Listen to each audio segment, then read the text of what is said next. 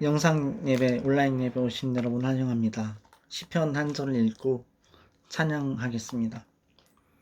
36편 7절부터입니다. 하나님이여, 주의 인자하심이 어찌 그리 보배로우신지요. 사람들이 주의 날개 그늘 아래에 피하나이다.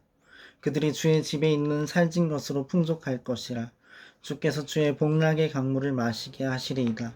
진실로 생명의 원천이 주께 있사오니 주의 빛 안의 소리가 빛을 보리이다. 아멘.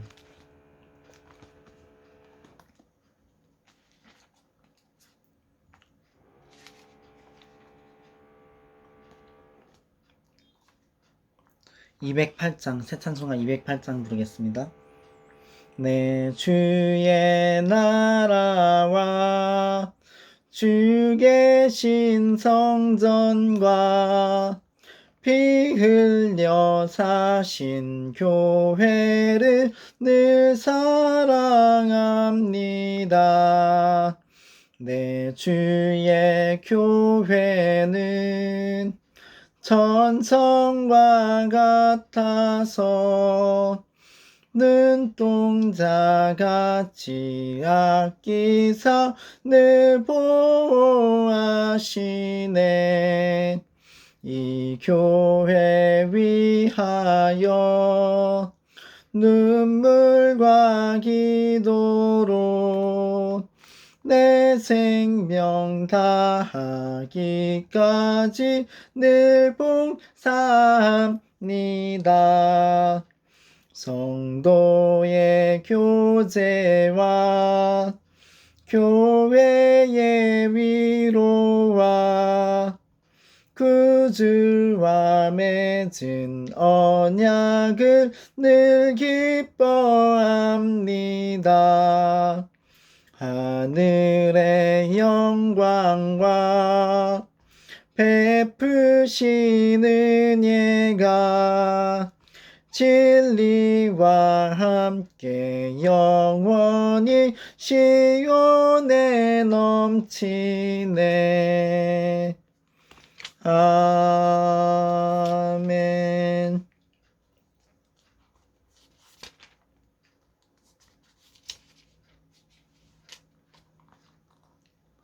255장 부르겠습니다. 너희 죄 흉악하나 눈과 같이 이겠네. 너희 죄 흉악하나 눈과 같이 이겠네. 죄의 빛 흉악하나 희게 되리라. 주홍빛 같은 내 죄 주홍빛 같은 내 죄 눈과 같이 이겠네. 눈과 같이 이겠네. 악한 죄 벗으라고 주님 너를 부르네. 악한 죄 벗으라고 주님 너를 부르네. 하나님 크신 사랑 한이 없어라. 악한 죄 벗으라고 악한 죄 벗으라고 주님 너를 부르네. 주님 너를 부르네. 너희 죄 사해 주사 기억 아니하시네. 너희 죄 사해 주사 기억 아니하시네. 불쌍한 사람들아 오라 하시네. 너희 죄 사해 주사 너희 죄 사해 주사 기억 아니하시네. 기억 아니하시네. 우리들이 350장입니다. 우리들이 싸울 것은 혈기 아니요. 우리들이 싸울 것은 육체 아니요. 마귀 권세 맞서 싸워 깨쳐버리고 죽을 영혼 살릴 것일세. 한 마음으로 힘써 나가세. 한 마음으로 힘써 싸우세. 악한 마귀 군사들과 힘써 싸워서 승전고를 울리기까지 우리들이 입은 갑옷 쇠가 아니요, 우리들이 가진 검은 강철 아니요, 하나님께 받아가진 평화의 복음 거룩하신 말씀이로다. 한 마음으로 힘써 나가세. 한 마음으로 힘써 싸우세. 악한 마귀 군사들과 힘써 싸워서 승전고를 울리기까지. 악한 마귀 죄 아무리 강할지라도 우리들의 대장 예수 앞서가시니 주저 말고 용감하게 힘써 싸우세. 최후 승리 얻을 때까지 한 마음으로 힘써 나가세. 한 마음으로 힘써 싸우세. 악한 마귀 군사들과 힘써 싸워서 승전고를 울리기까지. 죄악 중에 빠진 사람 죄를 뉘우쳐 십자가에 달린 예수 믿기만 하면 위태한 데 빠진 영혼 구원 얻어서 천국 백성 될 것임일세. 한 마음으로 힘써 나가세. 한 마음으로 힘써 싸우세.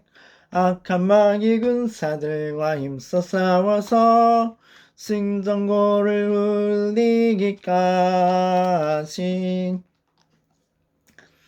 하나님 사랑은 299장입니다. 온전한 참 사랑 내 맘에 부어주시사 충만케 하소서. 내 주님 참 사랑 햇빛과 같으니 그 사랑 내게 비추사 뜨겁게 하소서. 그 사랑 앞에는 풍파도 그치며 어두운 밤도 환하니 그 힘이 크도다. 하나님 사랑은 온전한 참 사랑 내 맘과 영에 채우사 새 힘을 주소서. 아멘.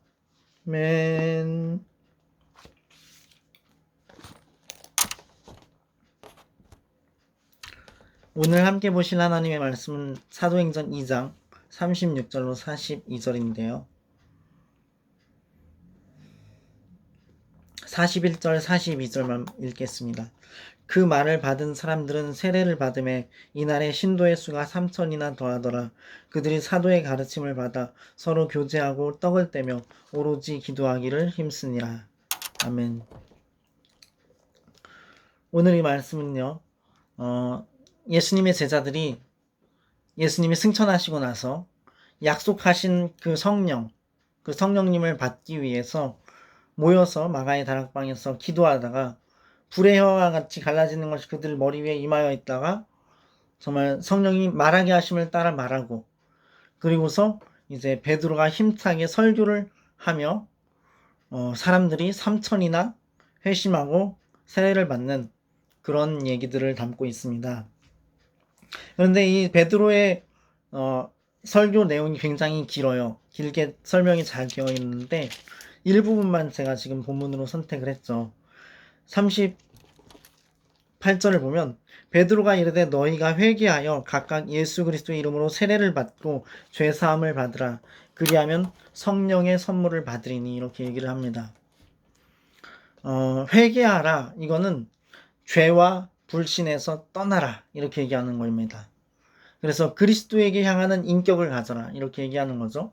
근데 이제 세례를 받고 제사함을 받으라. 이렇게 얘기를 하는데 세례가 곧 구원을 의미하는 건 아닙니다.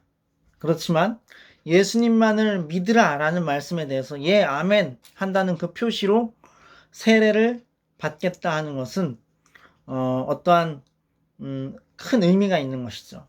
그 세례는 하나님이신 예수님이 우리에게 세례를 주라 혹은 침례를 주라라고 명하신 것입니다. 세례와 성찬 이것을 하나님께서 우리에게 명하신 그런 것이기 때문에 세례를 주는 것이죠.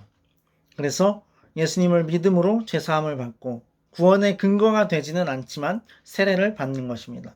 옛날에 어떤 사람들은 세례를 받고 나서 지은 죄는 용서를 못 받는다고 생각을 했어요. 그래서 그 사람들은 죽기 직전에 이제 갈 날이 가까워갖고 침대에 누워있을 때 그때서야 가갖고 세례를 받았어요. 그래서 세례는 구원과 관련된 것이 아니다.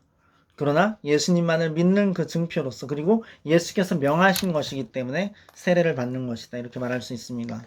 유대인들의 믿음에 대해서 좀 살펴보죠. 36절부터 보면 그런즉 이스라엘 온 집은 확실히 알지니 너희가 유대인들이 십자가에 못 박으니 예수를 로마 군병들에게 넘겨줬죠.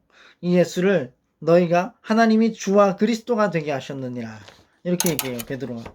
주와 그리스도라는 건 누구죠? 메시아를 얘기하는 겁니다. 메시아. 유대인들의 소망. 정령이 기다리고 기다리는 오실 메시아를. 근데 이제 유대인들은 메시아를 정치적 메시아를 기다렸어요. 로마로부터 해방을 시켜주고 이스라엘을 독립시키고 이스라엘을 부강하게 만들어줄 그런 어떤 실제로 어떤 이 삶 가운데에서 나타나는 그런 메시아. 근데 이제 자신들의 메시아 사상과 예수님이 다른 거예요. 그러자 예수님을 못 박았습니다. 메시아 사상이 이제 좋은 면이 있는 게 뭐냐면 유대인들이 아이들한테 잘해요. 왜? 아기가 태어났을 때 이 아이가 혹시 메시아이지 않을까? 그런 생각을 갖고 있기 때문에 아이들한테 굉장히 잘합니다. 어쩌면 그것이 많은 유대인들이 노벨상을 받은 그런 근거가 되는 부분이 있지 않나 그런 생각도 들어요. 아무튼 그렇게 주와 그리스도가 되게 하신 예수 그리스도가 메시아다라는 말을 베드로가 하니까 37절에 보면 그들이 마음이 찔립니다. 그들이 이 말을 듣고 마음에 찔려 베드로와 다른 사도들에게 물어 이르되 형제들아 우리가 어찌할꼬 하거늘. 마음에 찔리다 이거는 격하게 찔러 관통하다 이런 표현이에요. 격심한 마음의 염려, 양심의 가책이 엉켜짐, 매우 심각한 고통 이런 것들을 유대인들이 겪었던 거예요. 왜? 그들이 그토록 기다렸던 메시아, 사랑하는 메시아가 바로 그들이 십자가에 못 박은 예수 그리스도라는 사실을 깨달았기 때문에. 그러므로 그들은 이제 제자들에게 이렇게 얘기합니다. 사도들에게 형제들아 우리가 어찌할꼬. 여러분 죄를 깨닫고 애통하는 자들에겐 복이 있는 줄로 믿습니다. 그들은 이제 사도들을 향하여서 성령님의 지시를 기다리는 겸손한 자세를 갖게 되었어요. 성령님께서는 제자들을 통해서 죄를 책망하시는 일을 하셨고 그리고 그들은 죄를 깨닫고 애통하며 사도들에게 겸손한 자세로 우리가 어찌할꼬라고 성령님의 뜻을 묻습니다. 굉장히 겸손한 자세로 바뀐 것이죠. 그런데 어떤 사람들은 성령님을 통하여서 정말 제자들을 통하여 주님의 선지자들을 통하여서 말씀하는 성령님의 책망을 듣고도 오히려 더 완고하여지고 완악하여져서 멸망의 길로 가는 자들이 있습니다. 우리가 부당하고 악한 자들은 모든 사람에게 믿음이 모든 사람의 것이 아니기 때문에 우리를 부당하고 악한 자들에게서 건지옵소서 하나님께 기도하지만 완악하고 완고해져서 하나님의 말씀을 떠나는 사람들은 둘 중에 하나예요. 아직 하나님께서 그들을 회심시키실 때가 아니든지 아니면 그들이 예수님의 양이 아니기 때문에 예수님께 선택된 백성이 아니기 때문에 예수님의 음성을 듣지 않는 겁니다. 제자들을 통한 사도들을 통한 선지자를 통한 복음 전도자 목사 교사를 통한 예수 그리스도의 음성을 그들이 듣지 않는 것. 자, 그렇게 되면 멸망을 하게 되겠죠. 38절을 보면 베드로가 이르되 너희가 회개하여 각각 예수 그리스도의 이름으로 세례를 받고 죄 사함을 받으라. 그리하면 성령의 선물을 받으리니 이렇게 말씀하고 있어요. 베드로가 말합니다. 회개하여라. 아까 말씀드렸죠? 죄와 불신에서 떠나는 것. 죄를 떠나는 거 어려울 수도 있어요. 근데 신기한 일들이 일어나요. 교회 안에서. 막 예배 드리고 그렇게 교제하고 교회 생활 하다 보니까 성령님이 임하셔서 담배 냄새가 너무 싫고 술 입에도 대기 싫고 먹으려고 하면 구역질을 하고 너무 술과 담배가 싫어지고 이런 일들이 일어납니다. 죄를 이기게 하시는 성령의 능력이 하나님의 은혜가 임하는 거예요. 그리고 불신에서 떠납니다. 하나님을 자신의 삶의 주인으로 모시고 정말로 예수 그리스도를 자신의 삶의 중심에 두고 따르는 그러한 삶으로 나아가게 되는 거죠. 그리스도께 향하는 온전한 인격을 갖게 되는 것입니다. 그것이 회개하는 것이죠. 그래서 회개와 죄사함을 위한 세례를 받는다.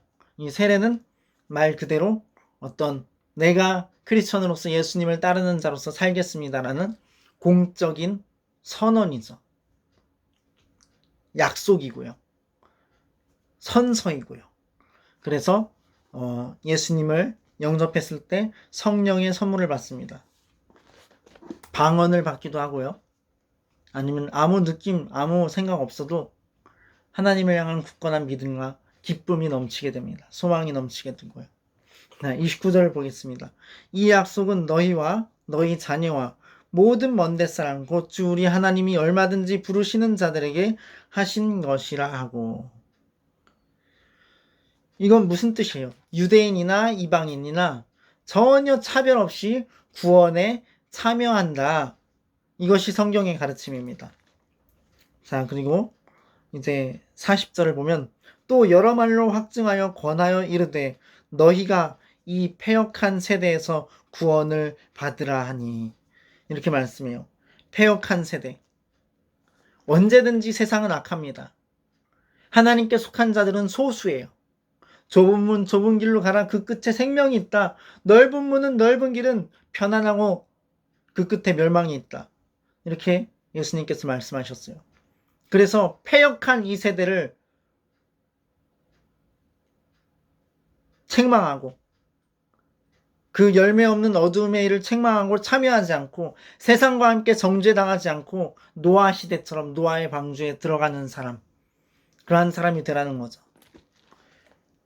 그 말을 받은 사람들은 세례를 받음에 이날의 신도의 수가 3,000이나 더하더라. 42절에 보니까요. 그들이 사도의 가르침을 받아 서로 교제하고 떡을 떼며 오로지 기도하기를 힘쓰니라 이렇게 말씀합니다. 교제, 코이노니아. 어떤 희생적인 사랑의 정신으로 이웃에게 봉사하고 물질적인 도움을 주는 것.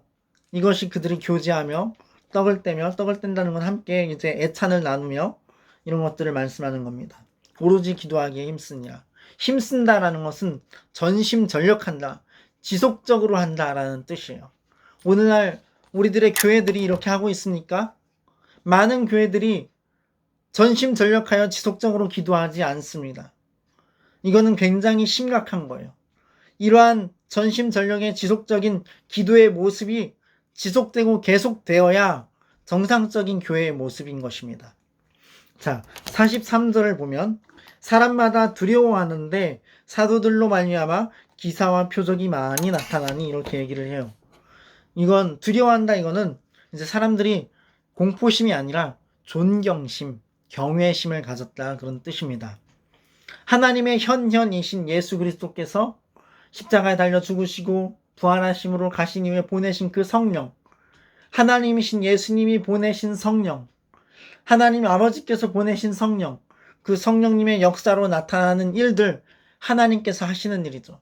하나님의 역사 앞에서 그분 사람들은 존경심과 경외심을 가질 수밖에 없었던 것입니다. 그래서 이러한 설교와 사람들의 회심과 그러한 것들의 결과가 뭐냐?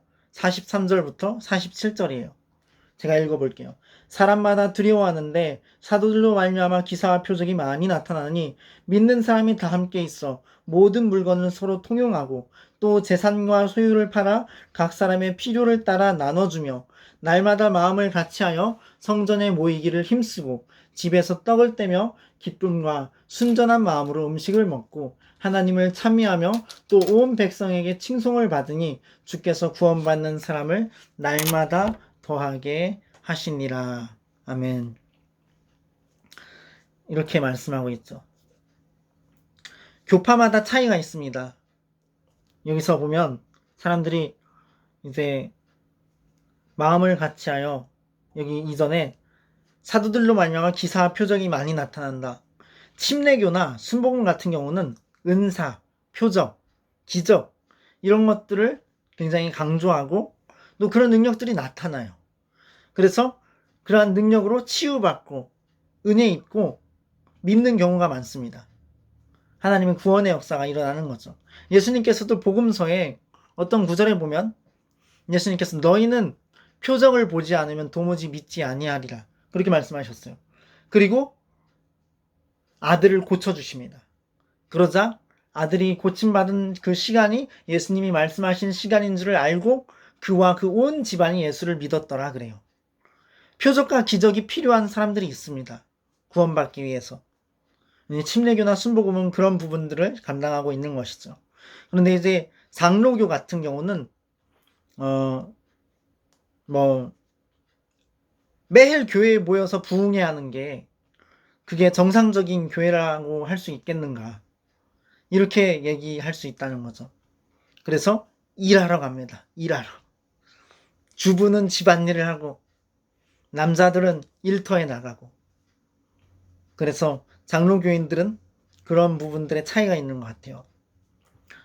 이 말씀을 보면요. 온 백성에게 칭송을 받았다 이렇게 얘기를 합니다. 온 백성에게 칭송을 받는다. 그래서 주께서 구원받는 사람을 날마다 더하게 하셨다. 이 말씀을 잘 들여받아 봐야 돼요. 주께서 구원받는 사람을 날마다 더하게 하시니라. 하나님께서 구원하시는 겁니다. 우리 노력으로 은혜를 만들어내는 게 아니에요. 부흥을 우리 노력으로 만들어낼 수 없습니다. 부흥과 은혜 그리고 구원은 하나님의 주권에 있는 것입니다. 그러므로 하나님의 그 주권 앞에서 우리가 하나님께 잘 보여야 돼요. 하나님께 잘 보여야 돼요. 하나님 무엇을 말씀하십니까? 마태복음 5장부터 7장을 읽어보세요. 여러분 가운데 정말로 하나님의 뜻을 알고자 하신다면 마태복음 5장부터 7장 그리고 에베소서 6장 하나님께서는 하나님의 말씀 우리가 지키길 원하십니다. 예수님의 진정한 제자요 참 천국의 아들 딸이 되길 원하십니다.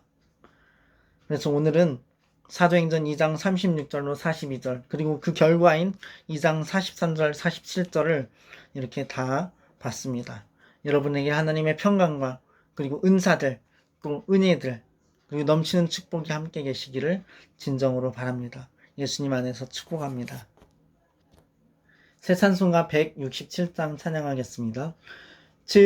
즐겁도다 이날 세세에 할 말 사망 권세 깨고 하늘이 열려 죽은 자가 다시 살아나와서 생명의 주 예수 찬송하도다. 즐겁도다 이날 세세에 할 말 사망 권세 깨고 승리하셨네. 부활하신 주님 나타나시니 천지 만물 모두 새 옷 입었네. 꽃은 만발하고 잎이 우거져 승리하신 주를 찬송하도다. 즐겁도다 이날 세세의 할 말. 사망 권세 깨고 승리하셨네.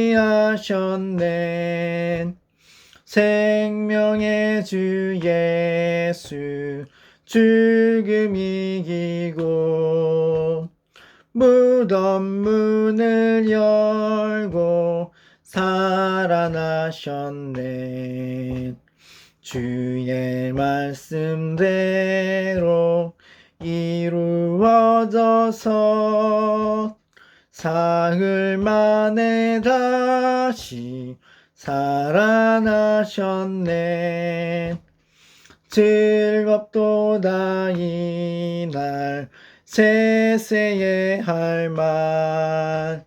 사망 권세 깨고 승리하셨네. 주기도문하고 제가 축도로 예배를 마치겠습니다. 하늘에 계신 우리 아버지여, 이름이 거룩히 여김을 받으시오며 나라에 임하옵시며 뜻이 하늘에서 이룬 것 같이 땅에서도 이루어지이다. 오늘날 우리에게 일용할 양식을 주옵시고 우리가 우리에게 죄 지은 자를 사하여 준 것 같이 우리의 죄를 사하여 줍시고 우리를 시험에 들게 하지 마옵시고 다만 악에서 구하옵소서.